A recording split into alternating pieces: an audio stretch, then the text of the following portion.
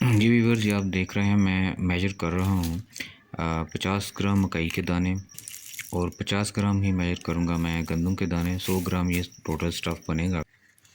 तो आज कर हम ये रहे हैं कि जो मुर्गियों वगैरह को दाना हम डालते हैं, परिंदों को, मुर्गियों को, उसको हम फर्मेंट करेंगे। अब फर्मेंटेशन क्या होता है कि इसको 3 दिन तक पानी में इस फीड को भिगो कर रखेंगे, तो उसमें कुछ केमिकल जो भी रिएक्शन होगा, उससे इनकी जो न्यूट्रिशनल वैल्यू बढ़ जाएगी, उसमें प्रोटीन की मिकदार ज़्यादा हो जाएगी और उसमें कुछ ऐसे एंजाइम्स पैदा होंगे जो आपके जो पोल्ट्री है, आपके चिकन या आपके परिंदे जो भी हैं, उनकी क़ुव्वत मुदाफ़अत में इजाफ़ा करेगी और उनके निज़ाम हज़म को बेहतर बनाएगी।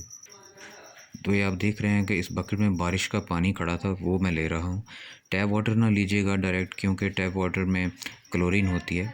टैप वाटर अगर लेना ही है तो उसको 24 घंटे के लिए आप खुली हवा में रखते हैं किसी बकेट वगैरह में डालकर, तो क्लोरीन जो है वो एवेपोरेट हो जाएगी, तो उस वाटर को आप यूज़ कर सकते हैं।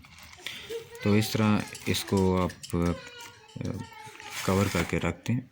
इसको एयर टाइट करने या कोई लिड वगैरह लगाने की ज़रूरत नहीं है, या हल्का सा बस ऐसी कोई ऊपर प्लेट रखते हैं, कोई चीज़ रखते हैं इसको कवर करने के लिए। 3 दिन बाद आप इसको चेक करेंगे जी।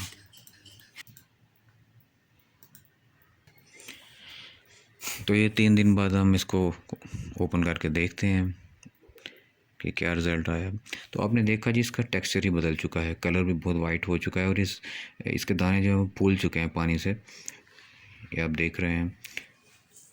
इसमें से ये पानी निकाल लेंगे और ये दाने एज़ इट इज़ हम अपने जानवरों को डाल देंगे खाने के लिए। अच्छा, मैंने इसको स्निफ़ किया है तो इसमें से योगर्ट की स्मेल आ रही है, जैसे योगर्ट की स्मेल होती है, तो इसका मतलब फर्मेंटेशन का प्रोसेस बिल्कुल ठीक रहा है।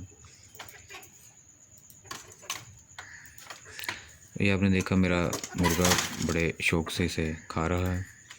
बहरहाल वीडियो देखने का शुक्रिया।